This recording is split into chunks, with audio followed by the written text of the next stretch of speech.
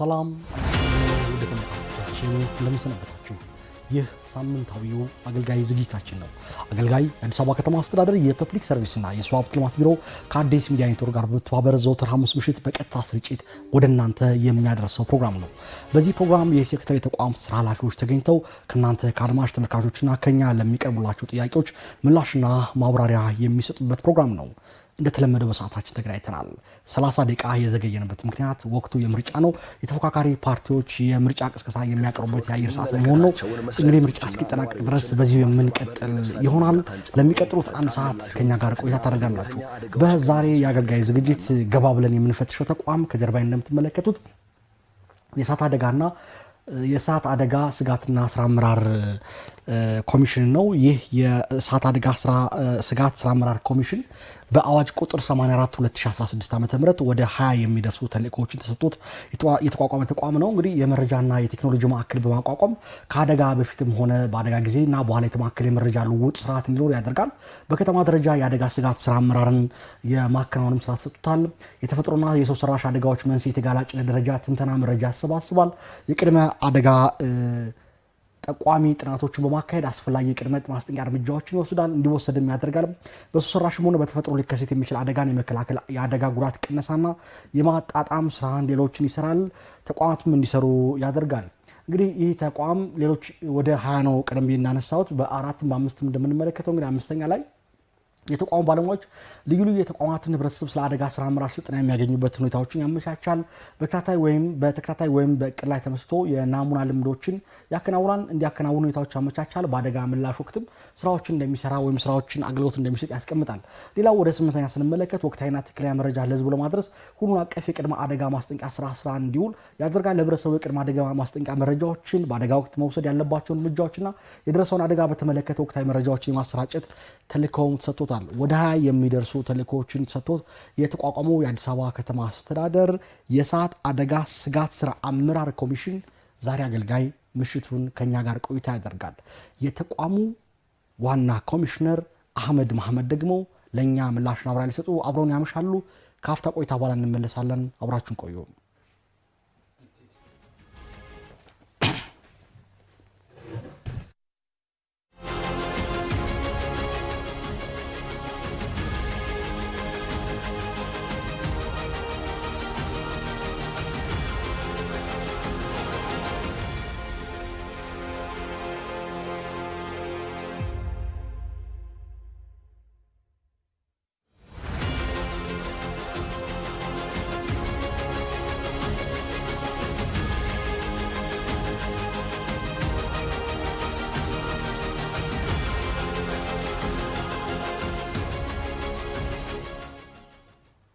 ተመልሰናል። ወደ ተመልካቾቻችን አገልጋይ ቆይታ ቀደም ብዬ እንዳስተዋወቅኩት የእሳትና አደጋ ስጋት ስራ አመራር ኮሚሽን ጋር ነው ቆይታችን የምናደርገው። ኮሚሽነር አህመድ እንኳን ደህና መጡ።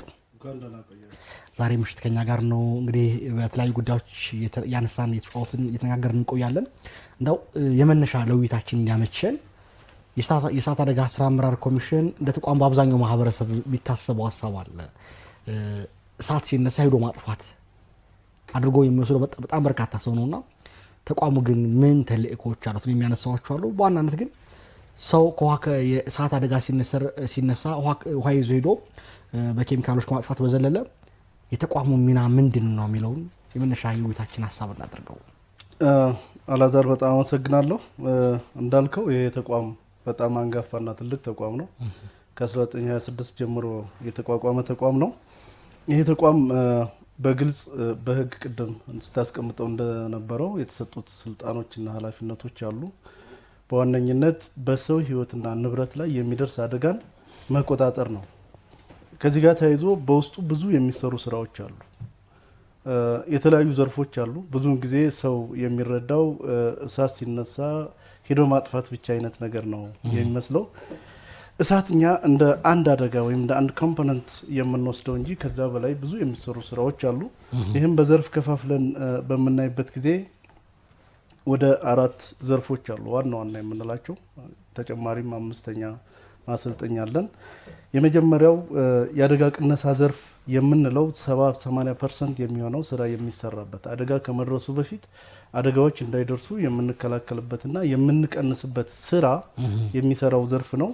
እዛ ላይ የሚሰሩ ብዙ ስራዎች አሉ። በዋነኝነት አደጋ ማለት ምን ማለት እንደሆነና አደጋን እንዴት መከላከል እንዳለብን የምናስረዳበት ወይም የምናስተምርበት የኢንዶክትሪኔሽን ተቋም ነው። ይሄ ተቋም በዋነኝነት ሙያዊ ምክር ይሰጣል ለህብረተሰቡ፣ ለድርጅቱ ወይም ደግሞ ለማንኛውም ተቋም ለሚመለከተው ሁሉ የሙያ ምክር ይሰጣል፣ ቴክኒክ ድጋፍ ያደርጋል።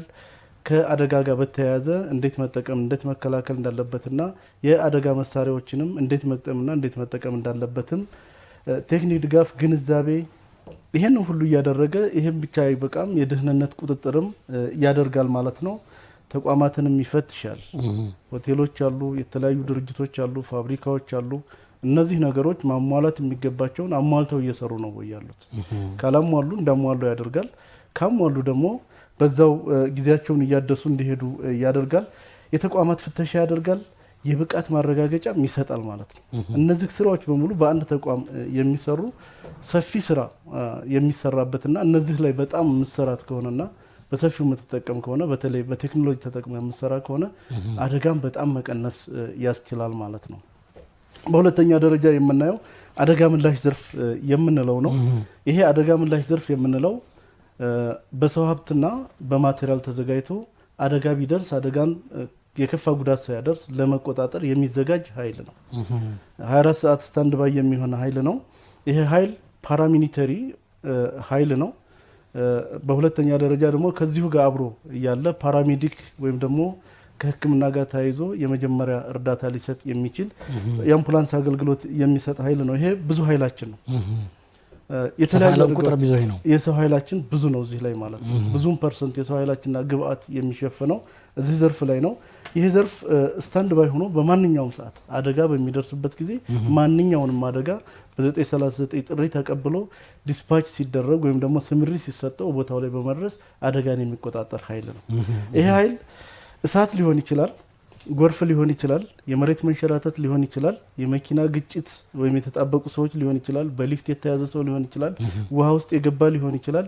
የተለያዩ አደጋዎች በሚያጋጥሙ ጊዜ ጥሪ ሲደርስልን በማንኛውም ሰዓት ቦታ ሳይመረጥ የማን ነው ምንድን ነው የሚለውን ነገር ሳንወስድ በፍጥነት ወደ ቦታው በመድረስ የመጀመሪያ አደጋውን የመቆጣጠርና ከፍተኛ ጉዳት ሳያደርስ እርምጃ እንወስዳለን ማለት ነው። ይሄ በፓራሚሊተሪ ዲሲፕሊን የሚመራ በጣም ስትሪክት ፕሪንሲፕል የሚመራ ኃይል ነው ማለት ነው። ስለዚህ ከፊል ወታደራዊ ባህሪ ያለው ማለት ነው። ከፊል ወታደራዊ ባህሪ ሳይሆን ሙሉ ወታደራዊ ባህሪ ነው ያለው። እንግዲህ ፓራሚሊተሪ ስንል ከፊል ማለት አይደለም። ከትጥቅ ውጭ ሆኖ ያልታጠቀ ግን ደግሞ በሚሊተሪ ዲሲፕሊን የሚመራ ግባ ስትለው የሚገባ በማንኛውም ቦታና ሰዓት ሳይመርጥ እንደ ወታደራዊ ግዳጅ የሚወጣ ኃይል ነው ማለት ነው እና እጅግ በጣም ዲሲፕሊን የሆኑ እጅግ በጣም ሰብአዊነት የሚሰማቸው አእምሯቸው ውስጥ ያለው ሁሉ ጊዜም ሰውኛ አስተሳሰብ የተላበሱ ሰራተኞች ናቸው። በዚህ ነው የሚታነጹት። ወደ ተግባር ሲገቡ ሲጀመር ጀምሮ ከስልጠና ጀምሮ በዚህ ነው የሚታነጹት። በኑሮ ልማድ እውቀት የስራው ባህሪ ራሱ በጣም አዶፕት ስለሚያደርጉትና ውስጣቸው ስለሚገባ በጣም ፈጣን የሆነ ሰውኛ አገልግሎት የሚሰራ ኃይል ነው ማለት ነው። እጅግ ሰብአዊነት የተሞላበት ኃይል ያለበት የስራ ክፍል ነው ማለት ነው። ሶስተኛና አራተኛ ምንድን ናቸው?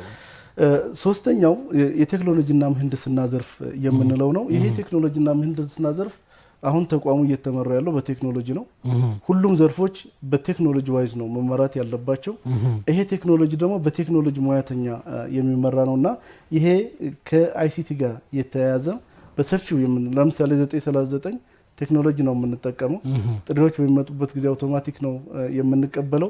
ዲስፓችም አድርገን ቦታውም ላይ ከደረሰ በኋላ በዛው ነው የምንቆጣጠረውና ይሄንና ይሄን መሰል ዘርፎች የምንመራበት ዘርፍ ነው። በሌላ መልኩ እኛ የምንጠቀማቸው ተሽከርካሪዎች ትንሽ ባህሪያቸው ወጣ ያለ ብዙ ተሽከርካሪዎች ናቸው። ተሽከርካሪዎች የሚታጠቁት ትጥቅም ራሱ ሌላ ሙያ ይፈልጋል ማለት ነው። ይሄ ሙያ ሊመራ የሚችለው በዚሁ ዘርፍ ነው። የምህንድስና ዘርፍ ጭምር ያለበትና ወደፊት በጣም እያደገ ያለ በቅርብ ጊዜ የተቋቋመ ግን ደግሞ በሰፊው ስራ እየሰራ ያለ በተለይ ከቴክኖሎጂ ጋር ተያይዞ ሰፊ ስራ የሚሰራ ዘርፍ ነው ማለት ነው። ሌላው አደጋ ከደረሰ በኋላ ጉዳት ከደረሰ በኋላ ተቋሙ የተጎዱ ሰዎችን ትቶ አይሄድም። መልሶ ማቋቋም መቻል አለበት። ይሄ ዘርፍ በዋነኝነት ስራው ራሱን ያዘጋጃል፣ ስቶክ ይዛል፣ ስቶር ያዘጋጃል። ጉዳት በሚደርስበት ጊዜ ተጎጂዎችን ወደ ነበሩበት ቦታ የሚመልስ ዘርፍ ነው ማለት ነው። እንደው አዲስ አበባ አሁን ከመስራት አንጻር መልሶን ለማቋቋም የሚያስችል ምን ያህል ስቶሮች አሏችሁ? በስቶርን በምናይበት ጊዜ አሁን በተለይ በዚህ አመት ሰብአዊ ድጋፍ በራስ አቅም አገራችን ወይም ከተማችን ራሷን በራሷ መቻል አለባት። አደጋም ከደረሰ ተጎጂም ካለ የማንንም እጅ ሳንጠብቅ ራሳችን መቻል አለብን የሚል እሳቤ ተይዞ ትልልቅ ስቶሮች በከተማ ደረጃ ወደ 12 የሚሆኑ ስቶሮች እየተገነቡ ነው። በቂ ስቶክ ትይዛላችሁ?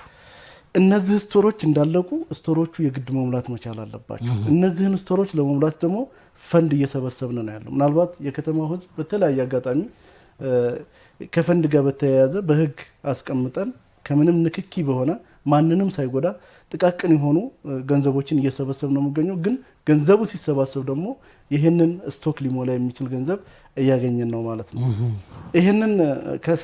ይህንን ፈንድ ከሰበሰብን በኋላና ስቶራችንን ከሞላን በኋላ ማንኛውም በአደጋ የሚደርስበት የሚጎዳን ሰው ወደ ነበረበት ለመመለስ ማንንም ሳንጠይቅ ኢሚዲየት የሆነ አክሽን ወይም ደግሞ ሪስፖንስ እንሰጣለን ብለን ነው የምናምነው። እስካሁንም ባጋጠሙ አደጋዎች ማንንም ትተን አልሄድንም፣ ማንንም አልደገፈንም። በራሳችን ነው እየሸፈን ያለ ነው። ስለዚህ አዲስ አበባ ራሷን ከመልሶ ማቋቋም አንጻር በተያያዘ በተለይ አደጋ የደረሰባቸው አካባቢዎችና ግለሰቦች በራስ አቅም አሟልታ የሄደች የምትገኝ ብሎ መደምደም ይቻላል? እስካሁን ድረስ በከተማችን ውስጥ ዘንድሮ 506 የሚሆኑ አደጋዎች አጋጥመዋል። እነዚህ 506 አደጋዎች የተፈናቀሉ ሰዎች የተጎዱ ሰዎች ሲኖሩ ወደ ነበሩበት እየመለስ ጊዜያዊ የሆነ መጠለያ፣ ጊዜያዊ የሆነ ምግብ፣ ጊዜያዊ የሆነ አልባሳት በመስጠት በጊዜያዊ የሚቋቋሙ በጊዜያዊ እንዲቋቋሙ እናደርጋለን።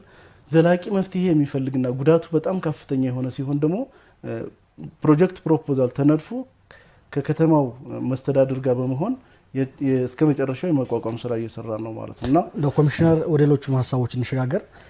እንደ ኮሚሽን ባለፉት የለውጥ ዓመታት ላይ ለውጥ እንዲያደርግ ስራ ከተሰራበት ተቋም አንዱ እንደሆነ በቅርበት ማውቃለሁ። እንዲመልሱ የሚፈልገው ነጥብ በተለይ አደጋ ቦታ ፈጥኖ መድረስ የህይወትና ንብረትን ከማዳን አንጻር ያላችሁበት ዝግጁነት ምን ይመስላል የሚለውን እንዲያብራሩልኝ ይፈልጋለሁ። በተለይ አገልግሎት ጥሪ ሲመጣ በተቀመጠው ስታንዳርድ ፈጥኖ ምላሽ ከመስጠት አንጻር የመጣው ለውጥ ምንድን ነው? በእርግጥ እዚህ ላይ ስኬት ማምጣት ተችሏል ወይ? እጅግ በጣም ትልቅ ለውጥ መጥቷል ማለት ይቻላል። ይህንን የምናረጋግጠው የአደጋ ጥሪ ከዚህ በፊት በጣም ያስቸግረን ነበር። 939 ስልካችን እጅግ በጣም ቢዚ ይሆን ነበር። አደጋን ተቀብለህ ቶሎ ምላሽ ካልሰጠህ አደጋን ለመቆጣጠር ያስቸግራል።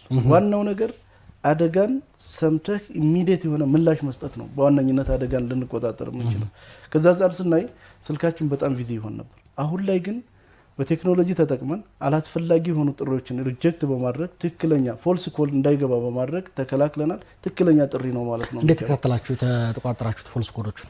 ከዚህ በፊት በተደጋጋሚ ስልኮች ይደወላሉ። ከአዲስ አበባ ውጭም ስልኮች ወደኛ ይገቡ ነበር። አሁን አዲስ አበባ ውስጥ ብቻ ያለውን እንዳስተናግድ አድርገናል። ትልቁ ስራ እዚህ ላይ ነው። ከዛ ውጭ ደግሞ አዲስ አበባ ደጋግመው የሚደውሉ ነበሩ። ደጋግመው የሚደውሉ ከሆነ ደግሞ ብላክ ሊስት ውስጥ እናስገባለን። እሱ ብቻ አይደለም፣ ደጋግሞ የሚደውል ከሆነ በህግ ሁሉ ተጠያቂ እንዲሆን ማድረግ እንችላለን። ስለዚህ በፊት 3000 4000 ጥሪ ይገባ የነበረ አሁን ግን እጅግ በጣም ወርዶ በጣም ማኔጀብል የሆነ ምንም ሳያስቸግር ማንም ሰው በማንኛውም ሰዓት ቢደውል ምላሽ እንዳገኝ ተደርጓል ማለት ነው። ከዚህ አንጻር አደጋ ደርሷል የሚል ጥሪ ከቀረበልን በ30 ሴኮንድ ውስጥ ኦር ደግሞ 1 ደቂቃ ባልሞላ ጊዜ ውስጥ የአደጋ ሰራተኞቻችን ቦታቸውን ለቀው ስምሪት ይወስዳሉ። ይሄ ስታንዳርድ ነው። በዚህ ስታንዳርድ መውጣታቸውን ደግሞ ሁላችንም በያለንበት ሆነን መቆጣጠር እንችላለን ማለት ነው። ከዚህ አንጻር ስናይ እስካሁን ድረስ በስታንዳርዱ ያልወጣ ተቋም ወይም ያልወጣ ቅርንጫፍ የለንም ማለት ነው። በስታንዳርዱ ይውጡ እንጂ ኮሚሽነር እዚህ ላይ የሚነሳው ቦታው ላይ ደርሶ ለአደጋ ፈጣን ምላሽ ከመስጠት አንጻር አሁንም ገና ናችሁ የሚል ቅሬታ በኗሪው ይነሳባችኋል። እዚህ ላይ መታየት ያለበት እኛ አደጋ ጠላታችን ነው። አደጋ ከሰማን በኋላ ለመዘግየት ሞራልም የለንም። ፈጥነን መውጣት መቻል አለብን። ፈጥነን ደርሰን ያን አደጋ መቆጣጠር አለብን የሚል ከፍተኛ የሆነ ኮሚትመንት ነው ያለው ሰራተኛ ውስጥ አመራር ውስጥ። ነገር ግን የፈለግን ብንፈልግም ከወጣም በኋላ የሚያጋጥሙን ኦብስታክሎች አሉ። አንዱ መንገድ መዘጋጋት ነው። መንገድ በሚዘጋጋበት ጊዜ አቋራጭና አማራጭን ለመጠቀም እንሞክራለን። እንዳንድ ቻሌንጅ የሚሆንብን እሱ ነው። ሁለተኛ ቦታው አካባቢ ላይ ስንደርስ የመኪና መግቢያና መውጫ ያስቸግረናል። እነዚህ ነገሮች ሲደመሩ አሁንም ቢሆን ሙሉ በሙሉ ችግሩ ተፈቷል ባንልም አሁን ግን ከጊዜ ወደ ጊዜ እየተለወጡ የመጡበት ሁኔታ አለ። አንደኛ ኢሚዲየት የሆነ ሪስፖንስ እንሰጣለን፣ ጥሪዎቹ እንደደረሱን እንወጣለን። ሁለተኛ ደግሞ በብዛት አሁን በተለይ የኮሪደር ልማት በደረሰባቸው አካባቢዎች ላይ ትልቅ ችግር እየፈታልን ነው ያለው ማለት ነው። ቢያንስ እግረኛው በእግረኛ መንገድ እንዲሆን እየተደረገ ነው። መንገድ ላይ የሚቆሙ መኪናዎችም የሉም። ከዚህ በፊት መንገድ ላይ አቁሞ ከሄደ ሰው ቢኖር እንኳን ይለቅልሃል። መንገድ ላይ የቆመ መኪና ከሆነ ግን አይለቅልህም። በጣም እንቸገር ነበር። እነዚህ አሁን ወደ ፓርኪንግ ውስጥ እንዲገቡ መደረጋቸው ራሱ በጣም አሁን የመድረስ አቅማችን እንዲጨምር እየሆነ የመጣበት ሁኔታ እሱም በደንብ ወደ ኋላ ላይም በሌሎች ጥያቄዎች እያዳበር ነው የምንነጋገርበት ነው የሚሆነው። በተለይ የአደጋ ፈጥኖ ምላሽ ከመስጠት አንጻር ሌሎች ሀሳቦችን ላንሳ። ኮሚሽነር እንደሚያስታውሱት ሌሎች ተቋማት ሁሉ ሪፎርም እንዳደረጉ እናንተም ሪፎርም አድርጋችኋል በተቋም ደረጃ። አንደኛው የመስሪያ ቦታ ምቹ ማድረግ፣ ብልሹ አሰራሮቹ መፈተሽና መዝጋት፣ ተጠያቂነት ማስፈን የሚል የሰው ኃይል አቅም በመገንባት ለተገልጋዮች የተቀላጠፈ አገልግሎት መስጠት ዋነኛ ግቡ እንደሆነ ነው ተቀምጦ ወደ ሪፎርም የተገባውና ከዚህ አንጻር ተቋሙ ያደረገው ሪፎርም ከነበረበት ችግር ወጥቶ ምን አይነት አቋም ላይ ቁመና ላይ አመጣው፣ ምን ውጤት ተገኘበት የሚል ጥያቄ ማንሳት ፈልጋለሁ። እኛ በዋነኝነት አሁን ያልካቸውን ነገሮች መነሻ አድርገን ነው ሪፎርም የሰራ ነው። ሪፎርም በምንሰራበት ጊዜ ከሁሉም በላይ የፈለክ ስትራክቸር ብትሰራ የፈለክ ነገር ብትሰራ ሰው አእምሮ ላይ ካልተሰራ ለውጥ አይኖርም። እኛ ስትራክቸሩን ከመስራታችንም በላይ በብዛት የሰራ ነው የስልጠና ስራ ነው፣ የመግባባት ስራ ነው። ሰዎች እኛ እንደሌላው ዘግይተን ብንሄድ ኦር ደግሞ የተለያዩ ነገሮችን ብንፈጽም ሊደርስ የሚችለው ጉዳት በሰው ህይወትና ንብረት ላይ ነው። የመጀመሪያ በዚህ ላይ መግባባት ፈጥረናል ማለት ነው። ስለዚህ የስራ ላይ ስልጠና፣ መደበኛ ስልጠና፣ ሜንስትሪሚንግ አድርገን እነዚህን የኢንዶክትሪኔሽን ስራዎች በጣም ሄደንበታል ማለት ነው። ኮሚሽነር ሪፎርሙን እንመጣበታለን። ስልክ እንቀበልና እንነጋገራለን። ሄሎ ሄሎ፣ ጤና ይስጥልኝ። ሄሎ፣ ጤና ይስጥልኝ። ማን እንበል? ከየት ነው? ተካልኝ ይባላለሁ ከለሚ ኩራ ክፍለ ከተማ ወረዳ 2። አቶ ተካልኝ ጥያቄና አስተያየቶትን ማቅረብ ይችላሉ። እሺ፣ አመሰግናለሁ። ከዚህ በፊት ወረዳ 2 ልዩ ቦታ መብራት ኃይል ሰብስቴሽን የሚባል ማለት እዛ አካባቢ በተደጋጋሚ አመልክተን ነበር ነው እንደዚህ ችግር አለ። በተለይ 2 ብሎኮቹ ሃይዌይ አገር አቋራጭ ሰብስቴሽን ስር ነው ያለን። ይህ ተደጋጋሚ እናመልካታለን፣ የሚሰማ አካል የለም። ምንድነው? እስኪ አቶ ተካሊ በደንብ እንድንረዳዎት ምንድነው ያለው ችግር ይግለጹልን። ለአደጋ ተጋላጭ ነው። እሳት አደጋም ከዚህ በፊት መጥቶ አጥንቷል። ለሰዎቹ መኖሪያ ምቹ አይደለም። ተደጋጋሚ እዛ አካባቢ አደጋ ይፈጠራል። አገር አቋራጭ ሰብስቴሽን አለ። እንደ አጋጣሚ አንተ ፕሮግራም ላይ ከዚህ በፊት መጣችሁ አይታችሁ ነበር እናንተ ማለት ቦታውን አጥንታችሁ ለለሚ ኩራ ክፍለ ከተማ ቦታው 1997 ሰብስቴሽን የተቋቋመ ነበር እና አሁን ደግሞ ከለውጡ በኋላ 2010 እዛ አካባቢ ገባ ምናምን ተብሎ ስራ አስፈጻሚ 2 ብሎኮች ተጠንቶ 120 ሰው ይነሳሉ ምናምን ብሎ ያንተ አገልጋይ ፕሮግራም ላይ አስታወስኩኝ አተካልኝ። እስካሁን ግን መፍትሄ ልናገኝ ያልቻልን። ስለዚህ ችግሩ አልተፈታም እያሉ ነው እስካሁን ድረስ። እሳት አደጋ መጥቶ ያጥናል፣ ፕሮግራሙ መፍትሄ ልናገኝ ያልቻልን። መልካም። ሰብስቴሽን ዋና የመብራት ኃይሉ እኔ አላሰፈርኩም እና አይመለከትም ነው። እኛው መሀል ላይ እሳት ነው። ጥሩ፣ ስለ ደወሉ ከልብ እናመሰግናለን። በሌላ ፕሮግራማችን መተን በደንብ ችግሩ እስኪፈታ ድረስ አብረናችሁ የምንሆን መሆኑን ለመግለጽ እወዳለሁ። ስለ ደወሉ ከልብ እናመሰግናለን። ኮሚሽነር ምላሽ ይሰጡበታል። አብሮን ይቆዩ። እሺ፣ አመሰግናለሁ። መልካም ኮሚሽነር፣ ወደ ተነሳንበት ሀሳብ እንመለስ። ከሪፎርም አንጻር ነው አደረጃጀትን፣ አሰራርን፣ የብልሹ አሰራሮቹ ፈትሾ መዝጋት በሚል ነው የተጀመረውና ከነዚህ ነጥቦች አንጻር ምን ውጤት ያገኛችሁበት የሚል ነጥብ ነበር ያነሳው፣ ጥያቄ ነበር ያነሳውት። አንደኛ ትልቅ ውጤት አምጥተናል ማለት ይቻላል። በተለይ በአደጋ ምላሽ አደጋ በሚደርስበት ጊዜ ፈጥነን አደጋዎችን ከመቆጣጠር አንጻር ትልቅ ምላሽ መጥቷል ማለት ይቻላል። የሰራነው ሪፎርም ሰው ላይ ነው የሰራነው። ሰው ላይ ከመሰራቱና የመጣውን ውጤት በመናወዳደርበት ጊዜ የተሻለ ውጤት መጥቷል ማለት ይቻላል። ለዚህ ቲፒካል መነሻ የሚሆነው እኛ አደጋዎችን አይድረሱ አንልም። አደጋዎች ሊደርሱ ይችላሉ፣ ባይደርሱ ጥሩ ነው። ከደረሱ ግን በምን ያክል ደቂቃ በምን ያክል ጉዳት ተቆጣጠር ናቸው የምንለው እንደ ትልቅ መመዘኛ ነው የምናየው ለሰራተኞቻችን ማለት ነው። ዘንድሮ 506 አደጋዎች ደርሰዋል። እነዚህ 506 አደጋዎች በምንጠብቀው ሰዓትና ጊዜ አስፈላጊ በሆነ ወጪ ብቻ ልንቆጣጠራቸው ችለናል ማለት ነው። አደጋዎች ከእጃችን ያመልጣሉ። አደጋዎች የተነሱበት ቦታ ላይ መቆጣጠር ለኛ ትልቅ አቺቭመንት ነው። ስለዚህ ከአደጋ ቁጥጥር አንጻር ሪፎርሙ ስኬታማ ነበር ነው የሚለው። በጣም ውጤታማ ነው። መልካም። ብልሹ አሰራርን ፈትሾ መዝጋት ላይ ተጠያቂነት ማስፈን ላይ ሪፎርም ምን ውጤት አስገኘ? እስካሁን ድረስ በስራ ወደ ኋላ የሚል ባለባበስ፣ ባነሳስ፣ በምላሽ ላይ የሚታዩ የተዘረከረኩ ችግሮች ነበሩ። እነዚህን ችግሮች ሰፊ ውይይት ካደረግን በኋላ የስራ ላይ ስልጠና ሰጥተን ማስተካከያ እርምጃ ወስደን ከገባን በኋላ እነዚህ ነገሮች ደግሞ እየታዩ አይደለም ማለት ነው።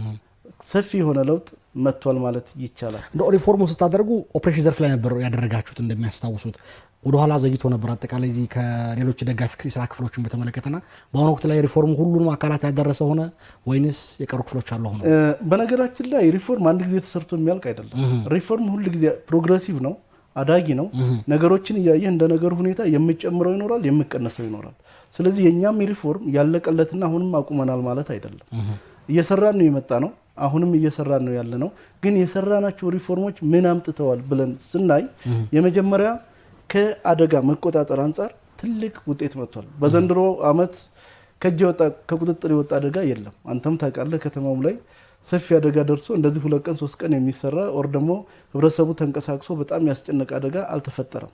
ከዚህ በፊት ነበሩ እንደዚህ አይነት አደጋዎች። ይሄ የመጣው የሰራነው ሪፎርም ሰው ላይ ስለሆነ ሰው ላይ ተሰርቶ የመጣ ውጤት ነው ብለን እኛ እናምናለን ማለት ነው። መልካም። ይሄን ከመደምደማችን በፊት አንድ ጥያቄ ላንሳም። በተለይ ከሪፎርም ጋር በተያያዘ የሰራተኞች ጥያቄም ስለሆነ ነው። በተለይ ቅሬታዎች ነበሩ፣ ተነስተዋል። እንደ ተቋም ሁሉን ሰራተኛ ያካተተ መሆን መቻል ነበረበት የሚል ጥያቄ ያነሳል። በሌላ መልኩ ደግሞ ሪፎርሙ ላይ ከጥያቄ ቅሬታ አቀራረብ ጋር በተያያዘ ተገኝ ምላሽ አላገኘንም የሚል ዛሬም ቅሬታ ያላቸው ምላሽ ቢያገኙ ዛሬም ቅሬታ ያላቸው ሰራተኞች አሉና ለእነሱ የእርሶ ምላሽ ምንድን ነው? ምናልባት ይሄ የመልካም ማስተዳደር ችግር ሰራተኛው ላይ አይተናል። ምን አይነት የመልካም ማስተዳደር ችግር አለ ብለን ስናይ የውስጥ የመልካም ማስተዳደር ችግርና የውጭ የመልካም ማስተዳደር ችግር ብለን አይተነዋል። የውስጥ ምን ነው የሚለውን ፈጣን ምላሽ ያለማግኘት፣ መገዛት የሚገባቸው ነገሮች በሰዓቱና በጊዜው አለመገዛት፣ የሚገዙት ነገሮች ጥራታቸውን አለመጠበቅ ብለን ገምግመን እነዚህን ነገሮች በማያዳግም መልኩ መልሰናል ማለት ይቻላል።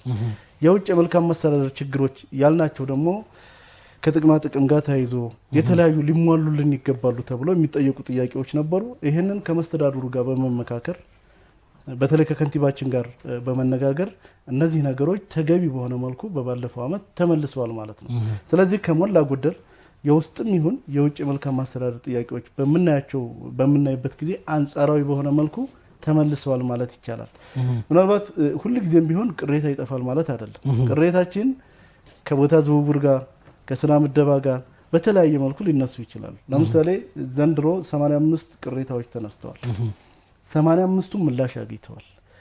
85ቱ ምላሽ ሲያገኙ ወደ 37 የሚሆኑት ትክክለኛ ምላሽ፣ ከዛ ውጭ ያሉት ግን ተገቢ ያልሆኑ ጥያቄዎች መሆናቸውን ተረድተናል ማለት ነው።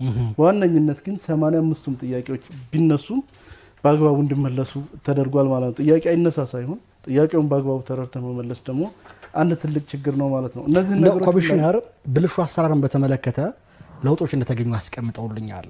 የ2017 ሪፖርትን ስመለከት ወደ 54 የሚጠጉ ሰራተኞችን አስተዳደር እርምጃ መውሰዱን ተመልክቻለሁ። በ9 ወራትም ውስጥ ደግሞ የሪፖርቱን ሳይ አሁንም ጠያቂ ሰራተኞች በቀላል ወደ 77፣ ከባድ 11፣ ከዚህ ውስጥ ደግሞ አንድ ባለሙያ በከባድ ዲሲፕሊን እንዲሰናበት ተደርጓል። ይህ ሁኔታ በተቋሙ ውስጥ ባለበት ሁኔታ ብልሹ አሰራሩ ሙሉ ለሙሉ ተቀርፏል፣ ሪፎርሙ ከብልሹ አሰራር አንጻር ውጤት አመጥቷል ወይ ብሎ መደምደም ይቻላል? ችግሩ ስለመኖሩም አሁንም ስለሚነሳ ነው ኮሚሽነር እንዲያብራሩት የፈለግኩት። ትክክል ነው። እኔ ምናልባት እነዚህ ቅጣት ጋር እርምጃ ጋር የተነሱት ነገሮችና የተወሰዱት እርምጃዎች ሲታዩ እኛ እንዳልኩ የፓራሚሊተሪ ዲስፕሊን ነው የምናከብረው። እነዚህ የተቀጡ ሰዎች ንብረት ዘርፈው ሰርቀው ወይም ሌላ ነገር አድርገው አይደለም። ጺምህን አሳደግ፣ አለባበስ ትክክል አይደለም፣ ስራ ላይ አርፍደሃል፣ እና መሰል የሆኑ ግን ደግሞ በእኛ በፓራሚሊተሪ ዲሲፕሊን በሚታዩበት ጊዜ ቀላል የማይባሉ ቶለሬት የማናደርጋቸው እነዚህ ተደምረው ነው እንደዚህ እርምጃዎች እየተወሰዱት ማለት ነው። ስልክ እንቀበልና በተለይ ከስነ ምግባር አንጻር ጥያቄዎች አሉኝ ያነሳለሁ። ሄሎ ጤና ይስጥልኝ። አብሮ ይስጥልን። ሰላም ነው? ይመስገን። ማን እንበል? ከየት ነው?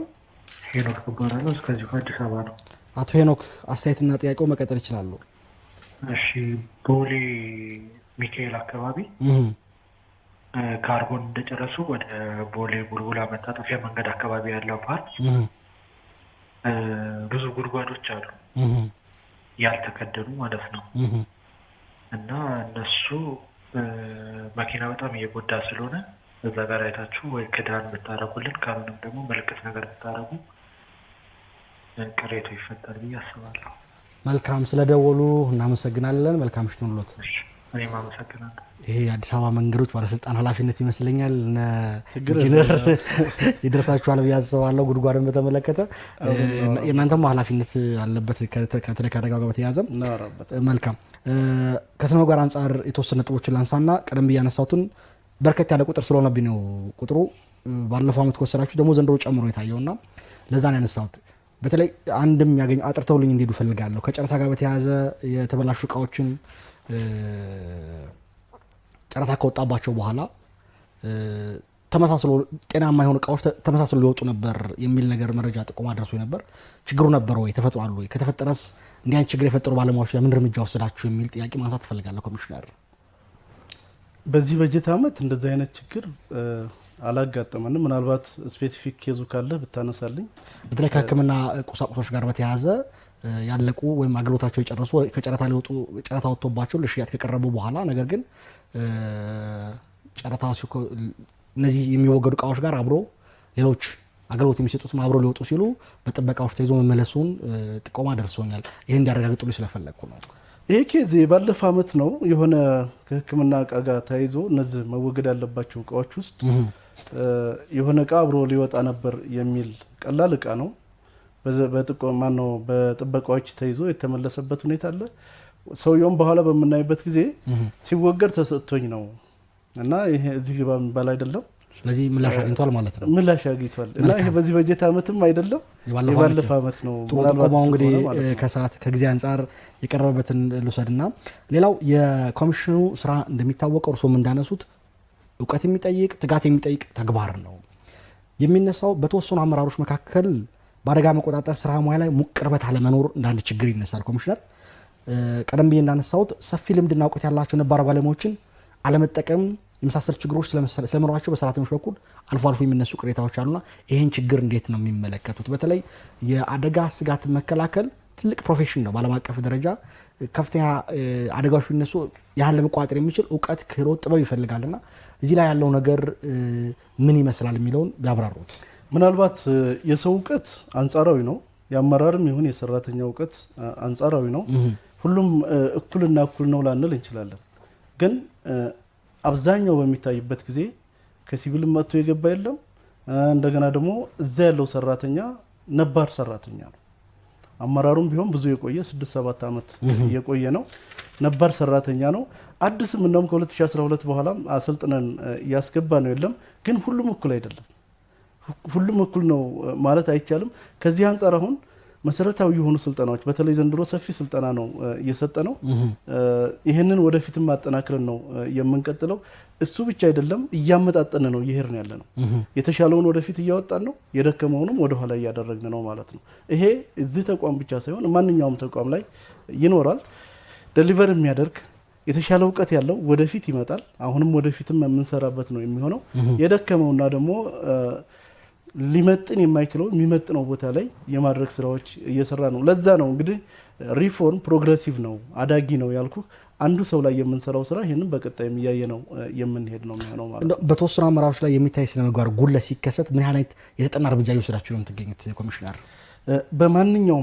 በማንኛውም መልኩ በተለይ ከስነ ምግባር ጋር የእኛ ስነ ምግባር እጅግ በጣም ከባድ ነው። ምክንያቱም ለእኛ የስነ ምግባር ጥሰት ለማንም አያምርም፣ ለእኛ ደግሞ በጣም ያስጠላል።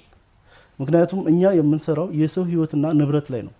የስነ ምግባር ችግር ያለበት አመራር፣ የስነ ምግባር ችግር ያለበት ሙያተኛ ምን ያክል የሰውን ህይወትና ንብረት ይጠብቃል ብለን ነው የምንጠይቀው ማለት ነው። ስለዚህ እያንዳንዷን ጉዳይ ከደረስንበት መረጃ ማስረጃ አድርገን እንትንካል እርምጃ ነው የምንወስደው። እርምጃ እንደወሰዳችሁ ስለደረስኩ ነው ይሄን ጥያቄ ያነሳሁት። እርምጃ እየወሰድን አግኝታችሁ እርምጃ እንደወሰዳችሁ ስላረጋገጥኩ ነው ይሄን ጥያቄ ያነሳሁት።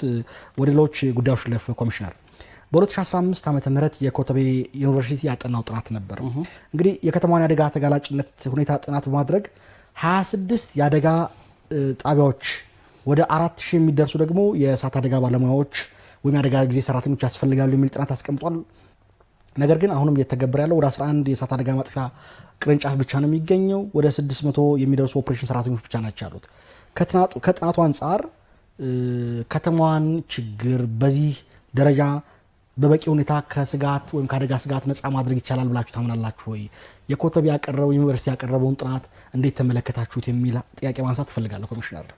አመሰግናለሁ። ምናልባት ከዳታ ጋር ተያይዞ 600 የሚለው ከዛ በላይ ነው ያለን ሰራተኛ። አጠቃላይ በተቋሙ ወደ 1500 የሚሆን ሰራተኛ አለ። 90% የሚሆነው ደግሞ የአደጋ ስጋት ማነው የአደጋ ምላሽ ሰራተኛችን ነው። ምናልባት ዳታው ሊስተካከል ይችላል፣ ችግር የለውም።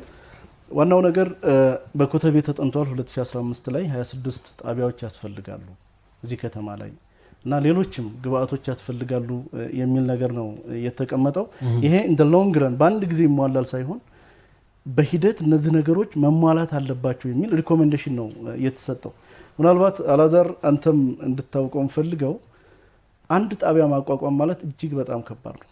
አንድ ፋየር ትራክ ራሱ ከ70 ሚሊዮን እስከ 100 ምናምን ሚሊዮን ድረስ የሚደርስ ነው ማለት ነው። እጅግ ኮስቲ ከሚባሉ ተቋማት አንዱ ይሄ ተቋም ነው። ስለዚህ 26 ተቋማት በአንድ ጊዜ መመስረት እጅግ በጣም ከባድ ነው። ነገር ግን ይሄን ሊተኩ የሚችሉ ስራዎች መስራት ይቻላል።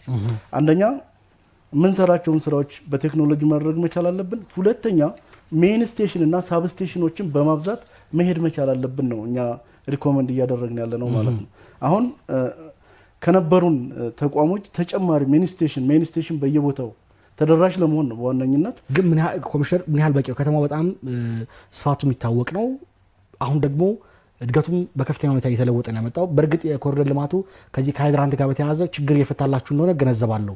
ነገር ግን የከተማው እድገት አጠቃላይ ለውጥና የቴክኖሎጂም የከተማው የኃይል አጠቃቀም ጭምር ስናየው ለአደጋ ተጋላጭነቱ እየጨመረ ነው የሚመጣው።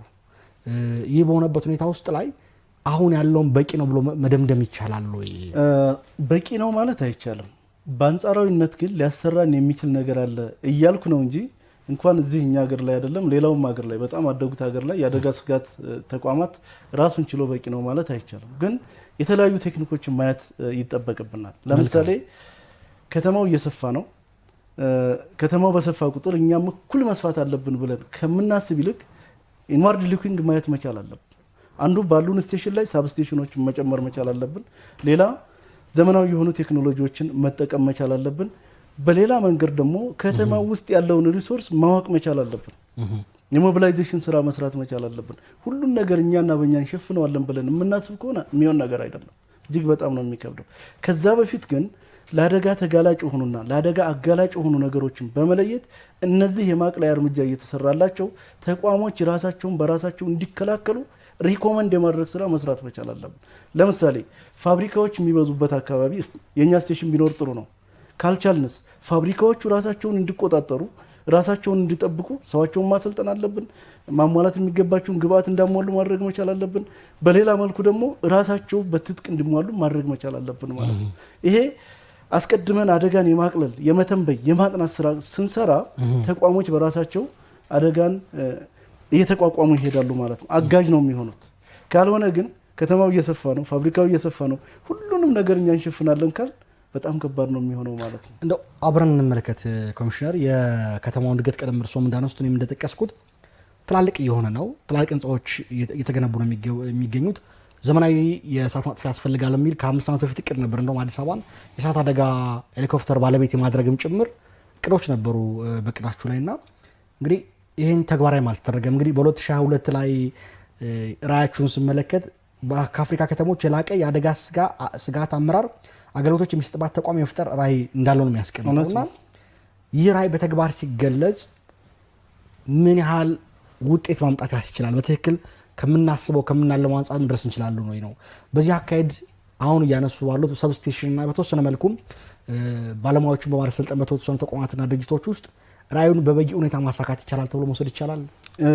ራዩን የምናሳካባቸው ሁኔታዎች ኦፖርቹኒቲዎች አሉ ብለን ነው የምናምነው። አሁን ስር ነቀል የሆነ ተቋም መለወጥ አለብን ብለን ስትራቴጂክ ሆነን እያጠናን ነው ያለነው። ይህን ተቋም ስንለውጥ ምን ያስፈልገናል? ምን ያክል የሰው ኃይል ያስፈልገናል? ምን ያክል ዘመናዊ ትጥቆች ያስፈልጉናል? ይሄ ከተማ እሱ ብቻ ሳይሆን አሁን ባለው ብቻ ሳይሆን ትልልቅ ኢቨንቶችን እያስተናገደ ነው የሚገኘው። ወደፊትም ትልልቅ የቱሪስት መስህብ እየሆነ ነው የሚመጣው። ስለዚህ አሁን ያለውን ብቻ ሳይሆን ነገ ከነገ ወዲያ ትልቅ የቱሪስት መስህብ እየሆነ በሚመጣበት ጊዜ ሴኩሪቲ እና ሴፍቲ የመጀመሪያ ጥያቄ ነው የሚሆነው ማለት ነው። ያንን ሊመልስ የሚችል ዝግጅት ከኛ ይጠበቃል። ስለዚህ ከዛ አንጻር ነው አሁን እየተዘጋጀን ያለ ነው። ወደፊትም ከዚህ ከኮፕ 32 ጋር ሰፊ ስራዎች ናቸው የሚሰሩት። አንዱ ከምንዘጋጀውና ተቋማችንን ከምናበለጽገው አንዱ የኛ ተቋም ነው የሚሆነው ማለት ነው እና ተቋሙ አሁን ያልካቸውን ብቻ ሳይሆን ከዛም በላይ አልፈን ለመሄድ ሰፊ ስራዎችን እየሰራ ነው። እርሶ ሲያነሱልኝ ኮሚሽነር የፋየር ትራኮች ወይም የእሳት አደጋ መኪናዎች በበቂ ሁኔታ ለማቅረብ ዋጋቸው እርሱ እንዳነሱ ከባድ ነው። ነገር ግን የዛሬ 15 ዓመት ይመስለኛል ካልተሳሳትኩ አይደል ግዢ የፈጸማችሁት። በአምቡላንስም ስናይ ደግሞ የተወሰኑ አምቡላንሶች ናቸው አሁን አገልግሎት እየሰጡ ያሉት።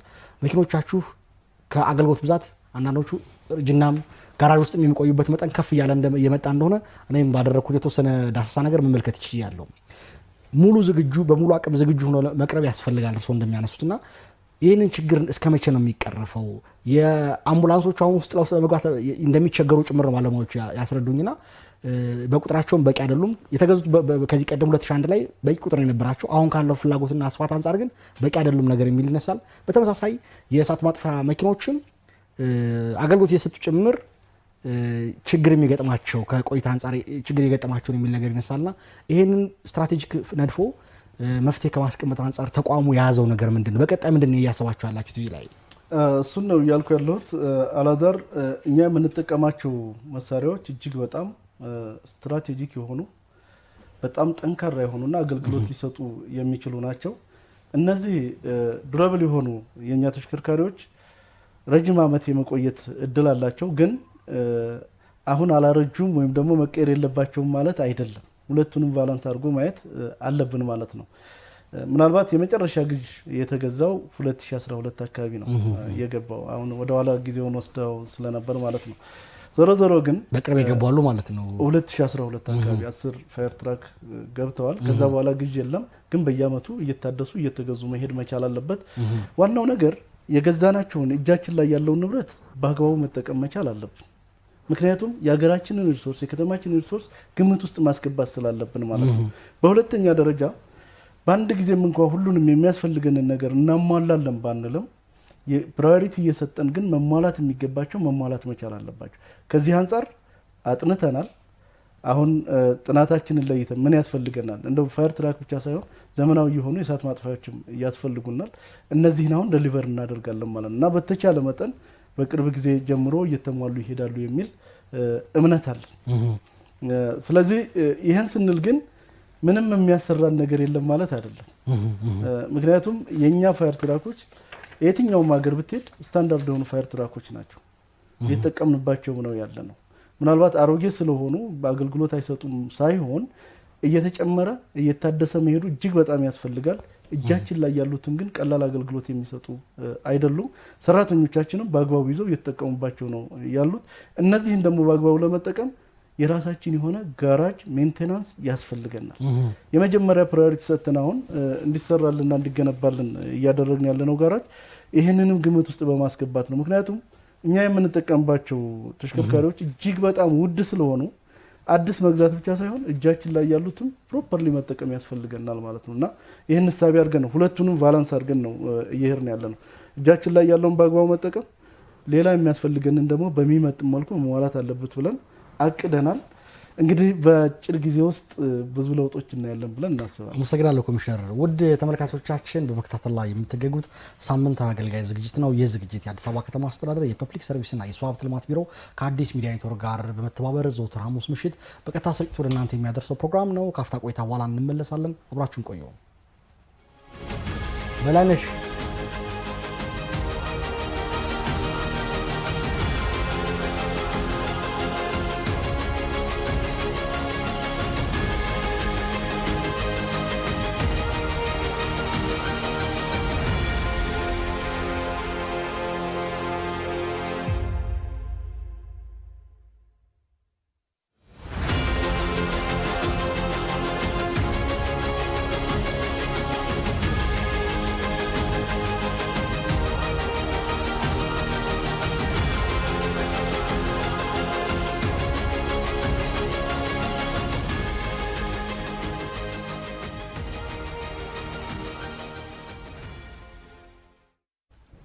ተመልሰናል። ወደ ተመልካቾቻችን ዛሬ ቆይታ እያደረግን የምንገኘው ቀደም ብዬ እንዳስተዋወቅኩት ከአደጋ ስጋት አመራር ኮሚሽን ኮሚሽነር ከሆኑት ከኮሚሽነር አህመድ መሐመድ ጋር ነው። ከእሳቸው ጋር ዛሬ በከተማ በተለይ አዲስ አበባ ከተማ ላይ ከአደጋ ስጋት አንጻር እየተሰሩ ያሉ ስራዎችን የእሳት አደጋን በተመለከተ ሌሎች አደጋዎችን ለመከላከል እንደ ተቋም እንደ ከተማ አዲስ አበባ በምን ቁመና ላይ ትገኛለች የሚለውን እየተመለከት እንገኛለን።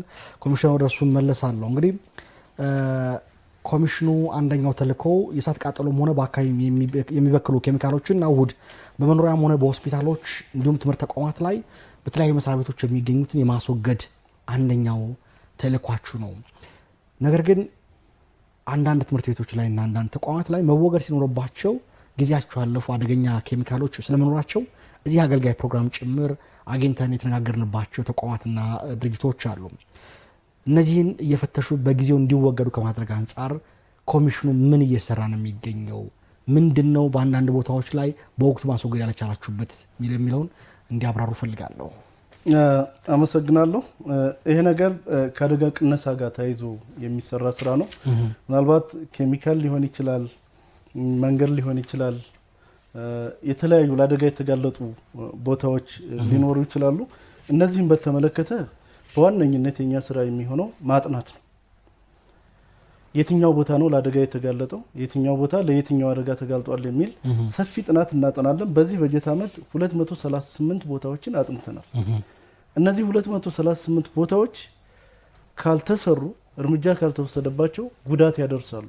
በተለይ ክረምት ላይ ከጎርፍ ጋር በተያያዘ ከመሬት መንሸራተት ጋር በተያያዘ ቅድም ሲነሳም እንደነበረው ለተለያዩ አደጋዎች የሚያጋልጡ ቦታዎች ናቸው ብለን ብዙ የተጋለጡ ቦታዎች አሉ። ግን እነዚህም ፕራዮሪቲ ሰጥተን ለይተናል ማለት ነው። እነዚህን ከለየም በኋላ ተቋሙ በራሱ የሚሰራ አይደለም። ጥናትን ማጥናት ለሚመለከተው አካል ደሊቨር ማድረግ ነው። ለምሳሌ በመንገዶች መሰራት ያለበትን ለመንገዶች እንሰጣለን። በሌሎችም መሰራት የሚገባው በከተማ ውበት መሰራት የሚገባው በተለያየ የሚመለከተውን አካል ለይተን ስፔሲፊካሊ እነዚህ መሰራት አለባቸው ብለን እንሰጣለን። ከሰጠን በኋላም ፎሎ አፕ እናደርጋለን ማለት ነው። በዋነኝነት የኛ እንትን ይሄ ነው እንጂ የተለያዩ ማቴሪያሎች ኖሮን ሄደን የምንገነባው የምንሰራው ስራ የለም።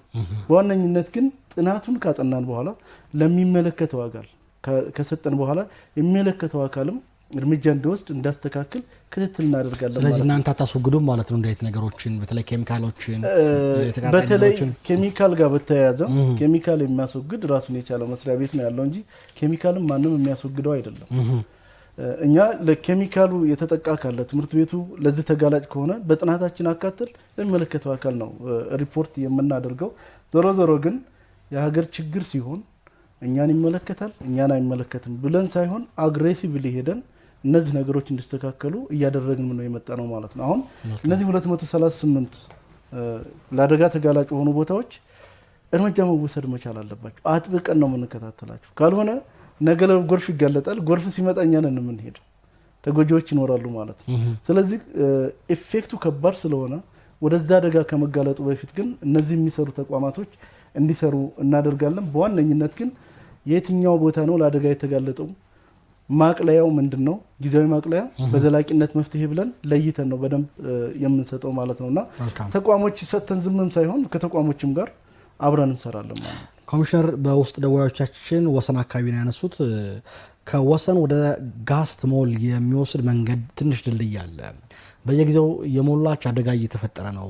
ነገር ግን ስንደውል አደጋ ካልተፈጠረ አሁን መተን ልንወስድ የምንችለው እርምጃ የለም ይሉናልና ቀድሞ መታየት የለበትም ወይ ይሄ ቦታ የሚል ነገር ደዋዮችን ስላነሳ ቀደም ብሎ ደግሞ ቦሌ ቡልቡላ መታጠፊያ ጋር የተነሳ ነጥብ ስላለ እንዲህ ቀድሞ መከላከል ላይ የሚመለከቱ ጉዳዮች ስለሆኑ የእርሱ ሀሳብ ምንድን ነው? እውነት ነው። ቦታውን ሲያነሳው እኔም እያወቅኩት ነበር። ባለፈው ክረምት ላይ በጣም ሲያስቸግረን የነበረ በቀላሉም ለመስራት የማትችለውና በተለይ ከዚህ ከባቡር ሀዲድም ጋር ተያይዞ እስከሱ ድረስ የሚነካ ድልድይ ነች። ማስፋት አለብን ማለት ነው። እሱን ችግር በደንብ ለይተነዋል። አደጋው ሲደርስ ጥሩን ሳይሆን ቦታው በችግር የተለየ ቦታ ነው። ከክፍለ ከተማውና ከወረዳው ጋር ሆነን ክረምቱ ከመድረሱ በፊት ራሱን የቻለ ማቅለያ መወሰድ እንዳለበት ተግባብተናል። ምንድነው ማቅለያው ሊሆን የሚችለው? እንግዲህ ሙያተኛ ነው ቦታው ላይ ሆኖ የሚያዩና አደጋው ሲደርስ ጥሩን ሳይሆን ጠቋሚያችን እኛም ጋር መገናኘት ይችላል። አብረንም ተጋግዘን መስራት መቻል አለብን። እንዳውም እኛ አድቫይስ የምናደርገው አደጋ ከመድረሱ በፊት እንድናውቀውና አደጋ ከመድረሱ በፊት ማቅለያ እንድንሰራ ነው የምንፈልገው ማለት ነው። እነዚህ የተባሉ ቦታዎች የተለዩ ቦታዎች ናቸው። መሰራት አለባቸው ብለን አቅርበናቸዋል። በረጅም ጊዜና በአጭር ጊዜ ወይም ደግሞ ቢያንስ አደጋው ቢደርስ እንኳን ሊቀንስ የሚችል እርምጃ ይወሰዳል ብዬ ነው የማምነው። የለሚኩራውንም ያው ስለ አደመጡት ሀሳብ ይሰጡበታል። በተለይ ምናልባት የለሚኩራው ከመብራት ጋር ተያይዞ ነው። እንደዚህ አይነት ነገሮች ሲኖሩ መብራት ኃይሉ መብራቱ በነዋሪዎች ላይ ምን ያክል አደጋ ሊያደርስ ይችላል የሚለውን አጥንተን መብራት ኃይል እርምጃ እንዲወስድ እሱንም እናደርጋለን ማለት ነው። ማለት ጥናት ውስጥ እንግዲህ ብዙ ያደጋ ቦታዎች ስለሆኑ የትኛው ቦታ ነው የሚለውን እውነት ለመናገር አላወቅኩትም። ግን አሁንም ይዘውና የትኛው ቦታ ነው የሚለውን ካየን በኋላ ምን ያክል አደጋ ሊያደርስ ይችላል የሚል በሙያተኞቻችን ተጠንቶ ማን እርምጃ መውሰድ መቻል አለበት፣ ምን አይነት እርምጃ ሊወሰድ ይገባል የሚለውን ፈጥነን ሪኮሜንዴሽን እንሰጣለን ማለት ነው። የአደጋ መከላከል ቁጥጥር ፍተሻ ብቃት ማረጋገጥ ስርዓት መመሪያ ቁጥር 163/2017 የጸደቀ ቢሆንም ተግባራዊ ይሆን አይደለም። እንግዲህ የዚህ በተለይ ቁጥጥር መመሪያው በዋናነት በአዲስ አበባ ከተማ አስተዳደር ውስጥ የሚገኙ መንግስታዊ መንግስት ያለው ተቋማት ደህንነት ዝርዝር የስራ አፈጻጸም ሂደት ለመከታተል የሚያስችል ቀልጣፋና ውጤታማ የሆነ ስራ ስርዓትን እንዲዘረጋ ማስቻል ነው። በተለይ ከአደጋ ጋር በተያያዘና ለምንድን ነው ይህን መመሪያ በፍጥነት መተግበር ያልተቻለው? ኃላፊነቱ እናንተ እንደመሆኑ መጠን ልክ ነው። ይሄ መመሪያ 132 ደንብ ላይ ተንተርሶ የወጣ መመሪያ ነው። 163 ያንን ደንብ ላፈጻጸም ብለን ያወጣ ነው መመሪያ ነው።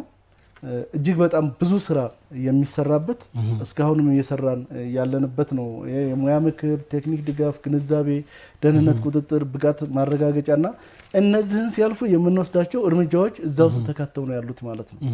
እስካሁን ምንም እየሰራን አይደለም ማለት አይቻልም። እየሰራን ነው፣ ግን በቂ አይደለም። በቂ ያልሆነበት ምክንያት በዋነኝነት ከተማው ሰፊ ነው። ብዙ ስራዎች ናቸው መሰራት ያለባቸው።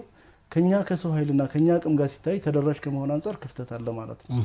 ይሄንን አጥንተን ከለየን በኋላ እዚህ ከተማ ውስጥ የተለያዩ ጥፋቶች በሚጠፉበት ጊዜ ሊቆጣጠርና ሊቀጣ የሚችል በህግ የተቋቋመ ተቋም አለ። እሱም ደንብ ማስከበር ነው።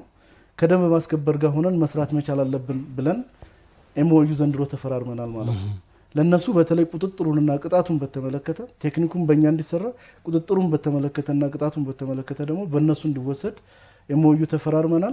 በህግም ውክልና ሰጥተናቸዋል ማለት ነው። መስጠት ብቻ አይደለም፣ ምን ሲደረግ ምን ይደረጋል በምን ደረጃ ላይ የሚለውን ስልጠና ሰጥተናል።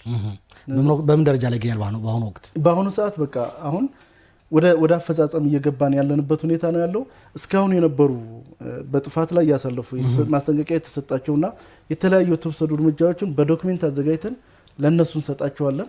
ቅርብ ጊዜም ዲክሌር አድርገን ትክክለኛ የሆነ ወደ እርምጃ ይገባሉ ማለት ነውና ይሄ እንደውም በዚህ አጋጣሚ ማንሳት የምፈልገው በተደጋጋሚ ማስጠንቀቂያ የሰጠናቸው ተቋሞች አሉ፣ ክስተታቸው ያልታረሙ አሉ ማለት ነው።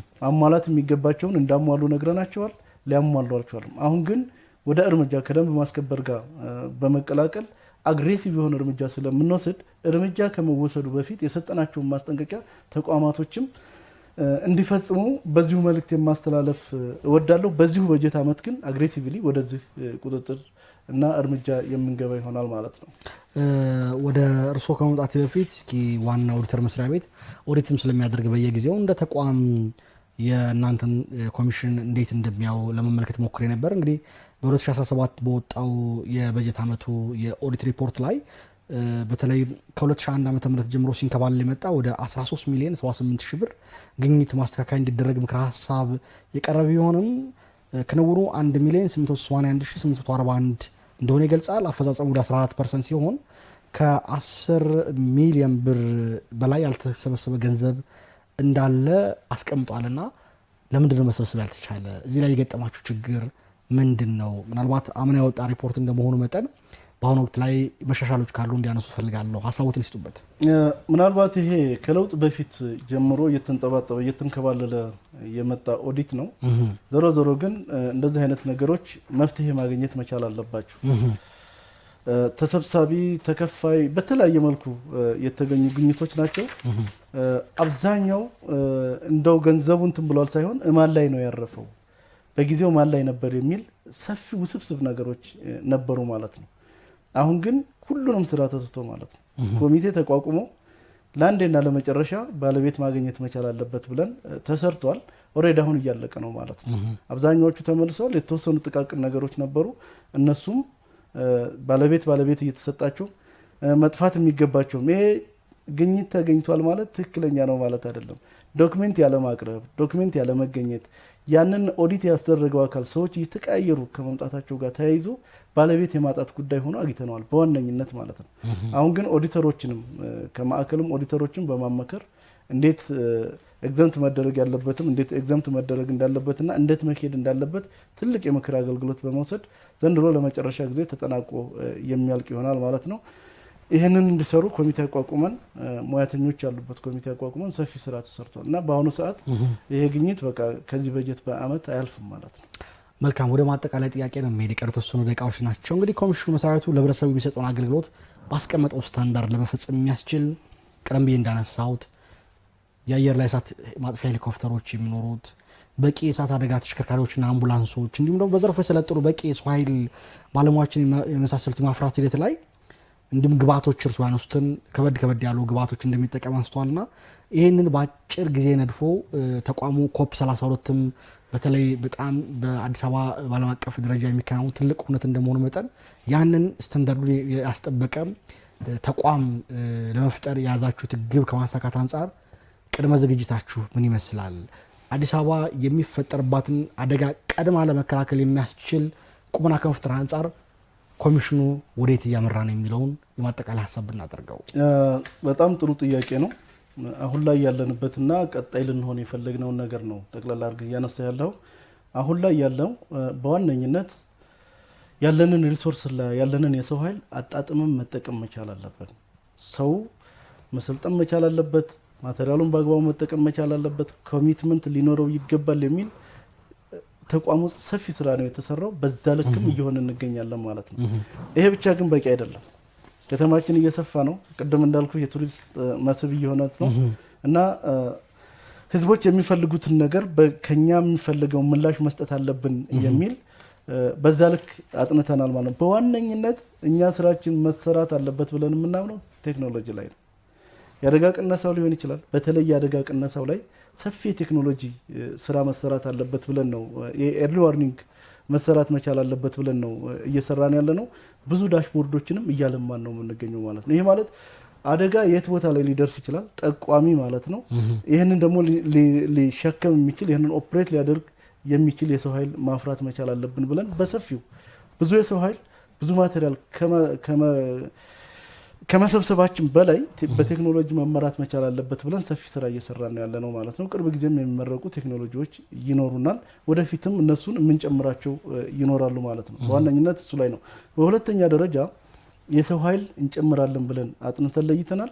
ፓራሜዲክም ላይ ፓራሚሊተሪውም ላይ የምንጨምር ይሆናል ማለት ነው። በሶስተኛ ደረጃ ግብአት ነው። ግብአት አንጻራዊ በሆነ መልኩ እንጨምራለን ብለን ነው እያቀርን ያለ ነው ማለት ነው።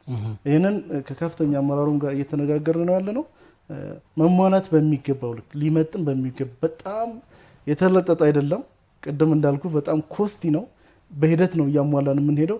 ግን ደግሞ ይሄም ቢሆን ደግሞ ለከተማው ሊመጥን የሚችል በአንጻራዊነት ማለት ነው አሟልተን እንሄዳለን ብለን አቅደን እየተንቀሳቀስን ነው። በተለይ ወደፊት ከሚፈጠሩት ኢቨንቶች ጋር ይሄ ተደራሽ ይሆናል ብለን እናስባለን ማለት ነው። የማህበረሰቡን ግንዛቤ ማስጨበጥ ሂደት ውስጥ አብሮ ቢያነሱ ጥሩ ይመስለኛል። እንደተለመደው በተለያየ ስልጠና ነው እናንተ እየሰጣችሁ ያላችሁት፣ ግን አዳዲስ ቴክኖሎጂ ዘመኑ የፈጠራቸው እድሎች አሉ አይደለ? መገናኛ ብዙሃንን መጠቀም ይቻላል። ሌሎች ሶሻል ሚዲያውን ማድረስ የሚቻልባቸው አማራጮች አሉ። በየቦታው ስልጠናዎች ሲሰጡ እመለከታለሁና በተለይ ከማህበረሰቡ የንቃት ደረጃውን ከፍ ከማድረግ አንጻር በዚህ ላይ ቅድመ መከላከል ላይ የተሰሩ ያሉ ስራዎች ምን ያህል አጥጋቢ ናቸው? ምን ያህል ሚዲያውን በመጠቀም የተለያዩ አማራጮችን በመውሰድ የተሰራበት ነው የሚገኘው? እዚህ ላይ አሁን ላይ አዳጊ የሆነ ከህዝብ ጋር ግንኙነት እየፈጠርን ነው ማለት ይቻላል። እንደው ዝም ብሎ ብሮሸር በማውረር የተለያዩ ነገሮችን ማድረግ ብቻ ሳይሆን በተለይ ሶሻል ሚዲያው ላይ አይተህ ከሆነ አግሬሲቭሊ እየሰራንበት ያለንበት ሁኔታ ነው ያለው። ይሄ የቅድመ መከላከል ስራ ላይ አተኩረን ነው እየሰራን ያለው። ሜንስትሪሚንግ ሚዲያውንም በተመሳሳይ ሁኔታ ማለት ነው። ወደፊትም በዚህ ብቻ ሳይሆን በቴክኖሎጂ የምንጠቀማቸው አንዱ ማቅለያው ላይ ነው ማለት ነው። መከላከሉ ላይ ብቻ ሳይሆን ማቅለያው ላይ ሰፊ በተለይ ኤርሊ ዋርኒንጉ ላይ ሰፊ ስራ እንሰራለን ብለን ነው የምናስበውና እቅዶቻችንም ከዚህ ጋር የተያዙ ነገሮች ናቸው። ቴክኖሎጂ እጅግ በጣም ወሳኝ ነው። ሚዲያ እጅግ በጣም ወሳኝ ነው። ግንዛቤ መፍጠር እጅግ በጣም ወሳኝ ነው። ቅድም ያልናቸው ቁጥጥርና ክትትል በጣም ያስፈልጉናል ማለት ነው። ይሄን አልፎ የተገኘ ደግሞ ሲሆን እርምጃ መውሰድ ያስፈልጋል ማለት ነው። እርምጃም ራሱ እንደ አንድ ምክንያቱም ሁሉ ጊዜ እየነገርክ ሰው የማይሰማ ከሆነ ግምት ውስጥ የማይገባ ከሆነ እርምጃን በምትወስድበት ጊዜ አስተማሪ ይሆናል ማለት ነው እና እነዚህን ነገሮች ደምረንና ሰብስበን የማቅለያ ስራው እዚህ ከተማ ውስጥ በሰፊው ሊሰራ ይገባል የሚል የተቋሙ ትልቅ እምነት ነው ያለው። ምናልባት አደጋው ሲፈጠር ወደ አደጋ ቦታ ብቻ ሄደን መቆጣጠር አደጋውን መከላከል ብቻ ሳይሆን ከዛ በፊት የሚሰሩ ስራዎች እጅግ በጣም ወሳኝ ናቸው ብለን በተለያየ ዳይሜንሽን እንንቀሳቀሳለን ብለን ነው እያቀርን ያለ ነው። እንደ ኮሚሽነር ሰዓትም ስላለኝ አንድ ሁለት ጥያቄዎች ባነሳ ጥሩ ይመስለኛል። የዚህ የውድመት መጠን ግመታን በተመለከተ በየጊዜው አደጋዎች ከተፈጠሩ በኋላ ይህን ያህል ገንዘብና ንብረት ነው የወደመው የሚል ነገር ታቀርባላችሁ። በሪፖርቱ ላይ ይገለጻል፣ በዜናዎች ላይ እናደምጣለን። ምን ያህል ሙያዊ የተከተለ ግመታ ነው እየተካሄደ ያለው? እኔ በመረጃ እንደሰማሁት እናንተ ያን ካወጣችሁ በኋላ እኔ ኢንሹራንስ ላይ ተጽዕኖ አሳድርብኛል ብሎ እርሶ ቢሮ ላይ መጣም በርከት ያለ ባለ ሀብት ተሰምቻለሁ እና በተለይ የውድመት መጠን ግመታ ምን ያህል ሙያዊ ክህሎትን እና ፕሮፌሽናሊቲን ግምት ውስጥ ያስገባ ነው እየተከናወነ የሚገኘው? መነሳት ያለብን ግምት የሚለውን ነገር ነው። ግምት ማለት ግምት ነው። ግምት እንግዲህ በጣም የተጠጋ ግምት መሆን አለበት እንጂ ግምት ፐርፌክት 100% እርግጠኛ ይሆናል ማለት አስቸጋሪ ነው። ቢያንስ ግን ስንገምት መነሻዎች ሊኖሩን ይገባል። ይሄንን ግምት ሁሉ ጊዜ እየተነተኑ ከልምድና ከሙያ አንፃር ሊሰሩ የሚገቡ ሰዎች መኖር መቻል አለባቸው የሚል ሐሳብ አለ። እኛ የአደጋ መንስኤ ምንድነው ከዚህ ጋር ይሄንን ነገር ሊተነትኑ የሚችሉ ሊገምቱ የሚችሉ ሙያተኞችን በባለፈው አመት ሰንዳፋ አስገብተን አሰልጥነናል። ግን በቂ ነው ማለት አይደለም። አሁንም ወደፊት የተለያዩ ስራዎች ይፈልጋል ከዚህ ጋር በተያያዘ ማለት ነው። እሱ ብቻ አይደለም። ከዚህ ከግምት ጋር በተያያዘ ከአደጋ መንስኤ ጋር በተያያዘ እኛ ጋር ተጀምሮ እኛ ጋር የሚያልቅ አይደለም። ከፖሊስ ጋር ከፎረንሲክ ጋር የብዙ ድምር ውጤት ነው ማለት ነውና እናንተ ይፋ ስታደርጉት ያን ታሳቢ ያደርጋችሁ ነው። ለምሳሌ አሁን ዜናዎች ላይ እንሰማለን አይደለ? አንድ አደጋ ከተፈጠረ በኋላ በንብረት በግምት ይሄን ያህል ቁሳቁስና ንብረት ወይም ገንዘብ ወድሟል ትላላችሁ። ምን ያህል ያግመታው ሳይንሳዊ በሆነ መልኩ የፎረንሲክ ውጤቶችን የፖሊስን የግምገማ ውጤቶችን የያዘ ነው ይፋ የምታደርጉት? ምክንያቱም እኔ በደረሰ መረጃ አንዳንድ ባለሀብቶች በኢንሹራንስ ላይ ተጽዕኖ የወደመብኝ ይሄን ያህል ሚሊዮን ብር ነው፣ እናንተ እንደዚህ ያላችሁ ነው፣ ይህ ደግሞ በኢንሹራንስ ላይ ተጽዕኖ እያሳረፈብኝ ነው። ስለዚህ የውድመት መጠን ግመታው ሳይንሳዊን ወይም የወደመ ንብረትን ታሳቢ ያደረገ አይደለም የሚል ቅሬታ ለእርሱ መጥቶሎታል በተጨባጭና ይሄ ምንድነው መሰለ የሚሆነው አላዛር ሁልጊዜም ግምት የሚገመትለት ሰውዬና የሚገምተው ፍላጎት እኩል አይመጣም ሁልጊዜም ማለት ነው። የሆነ አደጋ በተነሳ ቁጥር እንዲገመትላቸው ሰዎች የሚፈልጉት ትልቅ ነገር ነው፣ ይሄ ይታወቃል። ግን ትልቅ ነገር ስለተነሳ አይደለም፣ ትንሽ ነገር ስለተነሳ አይደለም፣ ያዋጣል በሚለው በሳይንሳዊ መንገድ ልጆች በሰለጠኑት መንገድ የቻሉትን ያክል ይገምታሉ። በዋነኝነት ግን እንደዚህ አይነት ነገሮች የሚሆኑት ወደፊት ቦታዎችን ቀድመህ መተንተን ማወቅ መቻል አለበት። ለምሳሌ ይሄ ተቋም ምን አለው ምን ይመስላል ምናምን የሚለው እኛ ዳታ ላይ ሊኖር ይገባል ወደፊቱ ማለት ነው። በተለይ ለአደጋ ተጋላጭ የሆኑ ቦታዎች በሚሆኑበት ጊዜ እነዛን ቦታዎች ዳታዎች በምንይዝበት ጊዜ ወደፊት በሚጠፋበት ጊዜ ልንገምተው ልናውቀው እንችላለን ማለት ነው በቀላሉ። ስለዚህ እነዚህ ድምር ውጤቶች ወደፊት የሚሰሩ ሆነው አሁን ግን በተቻለ መጠን እኔ ሄጄ አልገምትም፣ ከኔ የተሻለ ግን የሰለጠነ ወይም ደግሞ ስራው ይሄን ያደረገ አካባቢው ላይ ጥፋት በሚጠፋበት ጊዜ ሰው አደጋውን ሲቆጣጠር እሱ ደግሞ ምኑን ነው የሚሰራው እዛ አካባቢ ላይ ምን ነበር ምን ወድሟል የሚል ሳይንሳዊ ጥናት ያጠናል ማለት ነው። ይሄ ኢንተርቪው ሁሉ ያደርጋል። አካባቢው ላይ ያሉ ሰዎችን ሁሉ ይጠይቃል። ምን ነበር እዚህ ቤት ምን ነበር የሚሰራው የሚል ከሌላው ሰው ሌመን ከሆነው ሰው ወይም ከማንኛውም ሰው የተሻለ ጥናት አጥንቶ ግምት ይገምታል። ይሄ ማለት ግን ፐርፌክት ነው ለማለት ደግሞ አያስደፍርም። ምክንያቱም ግምት ነው እያወራን ያለን መነሻ ግምት እንጂ 100% ፐርፌክት ይሆናል ማለት ደግሞ አይቻልም ማለት ነው። መልካም ላጠቃል አዲስ አበባ እርሶ እንዳሉት የእሳት አደጋን ወይም የአደጋ ስጋትን መቀነስ የሚቻለው በጋራ ነው። የከተማው ያላትን አቅም መለየት ያስፈልጋል ብለዋልና በእናንተ በኩል የት ማሽን ወይም የት የእሳት አደጋ መከላከያ ወይም የአደጋ መከላከያ ቁሶች የታሉ ብላችሁ ለይታችሁ መዝግባችሁ ይዛችኋል? ምናልባት የሆነ ችግር ቢፈጠር በእናንተ አቅም ማይሸፈን ከሆነ እዚህ ተቋም ላይ አየር መንገድ ላይ ወይ መከላከያ ላይ ወይ የግል ተቋማት ድርጅቶች ላይ እነዚህን ማንቀሳቀስ የሚያስችል የተደራጀ መረጃ ያስፈልጋል። አላዛር ጥሩ ጥያቄ ነው እያነሳ ያለው ማለት ነው። ህብረተሰቡ መረዳት ያለበት እኛም መስራት ያለብን ግን ደግሞ በደንብ ያልሄድንበት ማለት ነው። እዚህ ከተማ ውስጥ እንዲደርስ አንፈልግም፣ ግን ማስ ካዡዋሊቲ ቢደርስ በእኛ ተቋም ብቻ ነው ወይ የሚሸፈነው የሚለውን መረዳት መቻል አለብን ማለት ነው። የትኛውም ዓለም ላይ ቢሆን አንድ ሰፊ አደጋ ጎርፍ ሊሆን ይችላል፣ ትልልቅ አደጋዎች ቢደርሱ ይህን ተቋም የፈለክ ብታሳድገው የፈለክ ሪሶርስ ብታሟላለት በዚህ ተቋም ብቻ ሊመለስ አይችልም። ሰፊ የሆነ ሞቢላይዜሽን ሊኖር ይገባል ማለት ነው። ሞቢላይዝ ለማድረግ ግን አደጋውን ሊመልስ የሚችል ሪሶርስ የት አካባቢ ነው ያለው የሚል በቴክኖሎጂ ሊያዝ ይገባል። አንዱ እየሰራን ያለነው አሁን ይሄንን ነው። ወደፊት የትኛው ተቋም ላይ ጎርፍን ሊከላከል የሚችል የትኛው ተቋም ላይ ማስ ካዡዋሊቲ ቢደርስ ያንን ሊያግዝ የሚችል ሪሶርስ አለ የሚለውን በዳታ ማስገባት መቻል አለብን። ይሄንን ነው አሁን ወደፊት በቴክኖሎጂ እየሰራን ያለነው ማለት ነው። እነዚህን ነገሮች አድራሻቸው ሙሉ በሙሉ ከያዝን በኋላ ከኛ አቅም በላይ በሚሆንበት ጊዜ ማንቀሳቀስ መቻል አለብን። ስናንቀሳቀስ ግን የሪሶርስ ባለቤት የሆነው እኔን አይመለከተኝም እኔ ይሄን አላደርግም ሊል አይችልም ማለት ነው። ይሄ አስገዳጅ መሆን መቻል አለበት። እንደዚህ ሲሆን ነው እንግዲህ ከተማን በጋራ የምንከላከለው። አስቀድመን በጋራ እንዳይደርስ አደጋው እንዳይደርስ በጋራ እንቀንሳለን። አደጋ ሲደርስ ግን ተቋሙ የቻለውን ያክል ያደርጋል። ከዛ ያለፈ ሲሆን ግን ያንተም ንብረት ካለ ለአደጋው ይጠቅማል ብለን ካሰብን አንቀሳቅሰን ያን አደጋ ልንከላከልበት ይገባል ማለት ነው። እና ያነሳው ጥሩ ጥያቄ ነው። በጣም ወደፊት አግሬሲቭሊ የምንሰራበት በተለይ ዳታ ከመያዝ አንፃር ፖሊስ ጋር ምን አለ፣ መከላከያ ጋር ምን አለ፣ ግል ባለሀብቱ ጋር ምን አለ፣ እገሌ ጋር ምን አለ የሚለውን ሙሉ ዳታ እኛ ጋር መኖር መቻል አለበት። ይሄን ዳታ ለክፉ ቀን ነው የምንጠቀምበት። እንደየ አስፈላጊነቱ ከባድ አደጋ በሚደርስበት ጊዜ እኛንም እየተጠቀም ሌላውንም ሞቢላይዝ የማድረግ በከፍተኛ አመራሩ ትእዛዝ ሁሉ እንዲሰጥ ይደረጋል ማለት ነው። እና ያነሳው ጥያቄ ኢንተርናሽናል ኤክስፒሪየንስም ስለሆነ አክሴፕት አድርገን የምንሰራበት ነው የሚሆነው ማለት ነው። ኮሚሽነር አህመድ መሐመድ የአዲስ አበባ ከተማ የእሳትና አደጋ ስጋት ስራ አመራር ኮሚሽን ኮሚሽነር እዚህ መጥተው ላነሳነው ጥያቄ ለደዋዮቻችንም አስፈላጊ ምላሽና ማብራሪያ ስለሰጡ ተመልካቾችም ከልብ ነው አመሰግናለሁ። እኔም አመሰግናለሁ። ውድ ተመልካቾቻችን ሳምንታዊ አገልጋይ ፕሮግራም ይህንን ይመስል ነበር። ፕሮግራም በብራት አብራችሁ የቆዩት አላዛር መኮንን ከመላው የስቱዲዮ ባለሙያዎች ጋር በጋራ መሆን ነው። የእሳትና አደጋ ስራ አመራር ኮሚሽን ጋር ያደረግነው ቆይታ ይህን ይመስላል። ፕሮግራሙ ደግሞ የፐብሊክ ሰርቪስና የሰው ሀብት ልማት ቢሮ ከአዲስ ሚዲያ ኔትወርክ ጋር መተባበር ወደ እናንተ የሚያደርሰው ነው። ስለደውላችሁልን አብራችሁን ስለነበራችሁ ከልብ እናመሰግናለን። ሳምንቱ ምሽቱ ሰላም እንዲሆን ከልብ እንመኛለን።